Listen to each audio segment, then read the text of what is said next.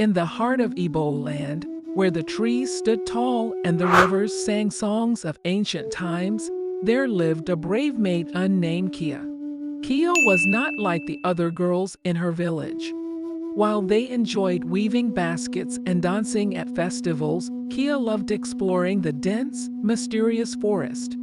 One sunny afternoon, as Keyah wandered deeper into the forest than ever before, she stumbled upon a sparkling stream.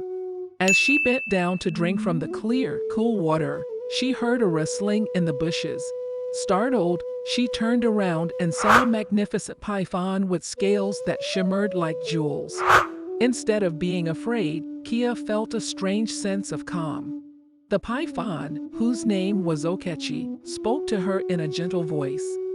"Do not fear, Keyah. I mean you no harm," he said. Keyah, amazed that the python could talk, listened as Okechi told her about his life. He was no ordinary python. He was a guardian of the forest, protecting it and its creatures from harm. Over time, Keyah and Okechi became friends. She visited him every day, and they would talk for hours, sharing stories and laughter. One day, Okechi told Keyah a secret. "Keyah, there is something I must tell you. I am under a spell. During the day, I am a python, but at night, I become a man. Only true love can break this spell." Keyah's heart was filled with compassion and love for Okechi. She promised to help him break the spell, no matter what it took. That night, under the light of the full moon, Okechi transformed into a handsome young man. Keyah was amazed by his kindness and strength. As time passed, the villagers noticed that Keyah spent a lot of time in the forest and began to wonder what she was doing. They were worried and decided to follow her one day. When they saw her with the python, they were shocked and frightened. "Keyah, you must stay away from that python. It is dangerous," they warned her.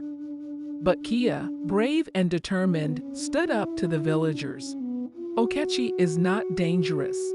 He is my friend, and I love him," she declared. The villagers were angry and confused. They did not understand how Keyah could love a python. But Keyah was not afraid. She knew that true love could conquer any obstacle. One night, Keyah decided to marry Okechi. She told the villagers about her decision, and they were both amazed and scared. How could a girl marry a python? But Keyah was determined. She and Okechi stood together under the ancient Iroko tree, with the moonlight shining down on them. As they exchanged their vows, a magical light surrounded them. Okechi transformed from a python into a man permanently. The spell was broken. The villagers could not believe their eyes. They saw that love had indeed worked a miracle. Keyah and Okechi lived happily, teaching the villagers that love knows no bounds and can come in the most unexpected forms. But this was just the beginning of their adventures.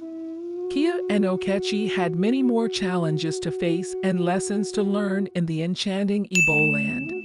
After the magical transformation, Keyah and Okechi's story spread throughout Igbo land, becoming a tale of courage and love. The villagers who once doubted them now respected and admired their bond. They sought their wisdom, and soon Keyah and Okechi became leaders in the community. One day, as Keyah and Okechi walked through the village, they heard a commotion. A group of children had gathered around an elderly woman who was crying. Her name was Nina, and she had lost her granddaughter, Ada, in the forest.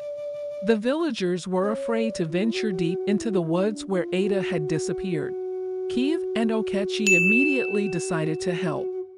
They knew the forest well and were not afraid. "We will find Ada and bring her back safely," Keyah assured Nina. As they entered the forest, they followed the path they knew best, asking the animals for help. Okechi spoke to the birds, and they flew high, scanning the area for any sign of the lost girl. Meanwhile, Keyah talked to the forest creatures, asking them if they had seen Ada.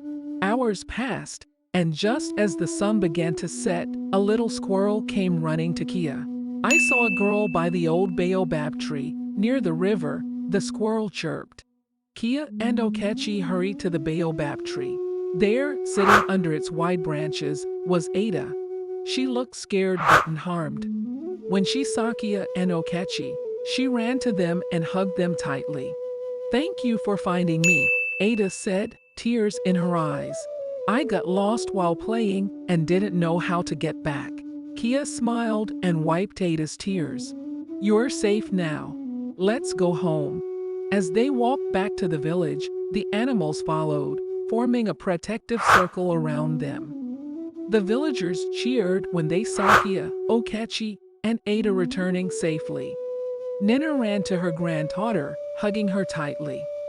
"Thank you, Keyah and Okechi. You are truly blessed," Nina said with gratitude.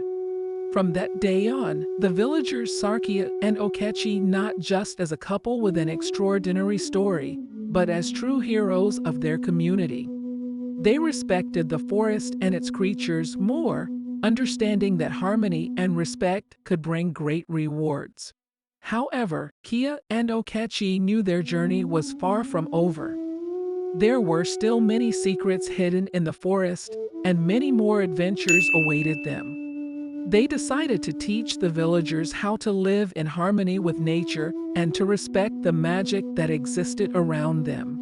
One evening, as they sat by the river, Okechi turned to Keyah and said, "There is still one thing we must do. We need to find the source of the magic that transformed me and protect it. If it falls into the wrong hands, it could bring great harm." Keyah nodded. "Together, we can do anything. Let's prepare for our next adventure." And so, Keyah and Okechi set off on a new journey, deeper into the heart of the forest, where the ancient spirits whispered secrets and the air was thick with enchantment.